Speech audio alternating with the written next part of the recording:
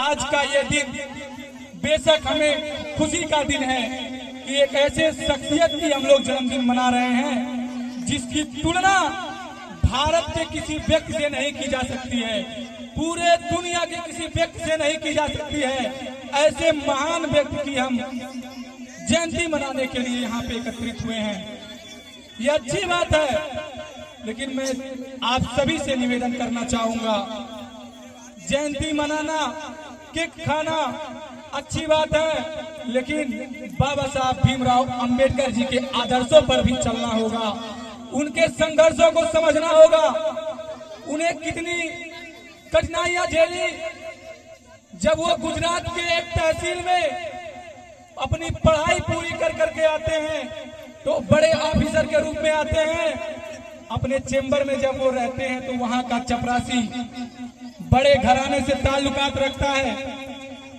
बाबा साहब भीमराव अंबेडकर जी को वो चपरासी फाइल दूर से फेंक करके देता था, इतनी ज्यादा छुआछूत चरम सीमा पे थी। उनके लिए अलग से गिलास रखा जाता था, उस गिलास में सिर्फ बाबा साहब ही पानी पीते थे। इतनी ज्यादा कुरीतियां उस समय फैली थी। बाबा साहब भीमराव अंबेडकर जी उस नौकरी को छोड़ करके समाज सेवा में आते हैं और कई कठिनाइयां झेलने के बाद उनकी कई ऐसी कहानियां हैं जिनको मैं बताऊं तो 2 दिन बीत जाएगा, जिसको शॉर्टकट में मैं आप लोगों को बताना चाहता हूं। उनका एक नारा था, शिक्षा शेरनी का वो दूध है जो जितना पिएगा वो उतना गरजेगा, वो उतना बोलेगा। आप सभी से मैं निवेदन करना चाहता हूं, हम लोग भगवान बुद्ध की ऐसी पावन जमी पर पैदा हुए हैं जहां शिक्षा के लिए हमें तरसना नहीं है। आप सभी माताओं बहनों से मैं निवेदन करना चाहूंगा इस जयंती के उपलक्ष्य पे कि आप सभी लोग एक रोटी कम खाएंगे, अपने बच्चों को पढ़ाइए, अपने बच्चों को ज्यादा से ज्यादा शिक्षा ग्रहण करवाइए। आज का स्थिति ये है कि व्यक्ति निकलता है, दिन भर मजदूरी करता है, 200 का दारू पी करके 100 रुपए का सामान लेकर के चला आता है, लेकिन जब बच्चे के पढ़ाने की बात आती है तो कहता है मेरे पास पैसा नहीं है। साथियों, इस युग में यदि आप अपने बच्चों को शिक्षा से नहीं जोड़ पाएंगे तो कभी नहीं जोड़ पाएंगे। आपके ग्राम सभा में प्राइमरी पाठशाला है, आपके बगल में इंटर कॉलेज है, आपके यहाँ देवपुर में डिग्री कॉलेज है। आप चाहेंगे तो हम दारू नहीं पिएंगे।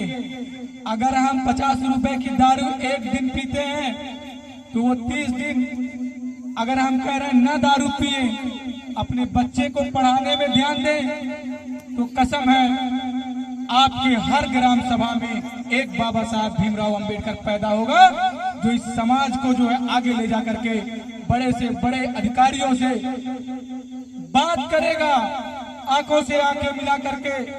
आज हम ऐसे हालात में जी रहे हैं, बच्चे को जो है तुरंत 18 साल की उम्र हो रही है, उसे मजदूरी के लिए भेज दे रहे हैं। शिक्षा की कोई जरूरत नहीं है। मेरा निवेदन है आप सभी से, इस सोच को बदलिए आप लोग। आपका बच्चा 22 साल के बाद ही पैसा कमा लेगा, लेकिन शिक्षा नहीं कमा पाएगा।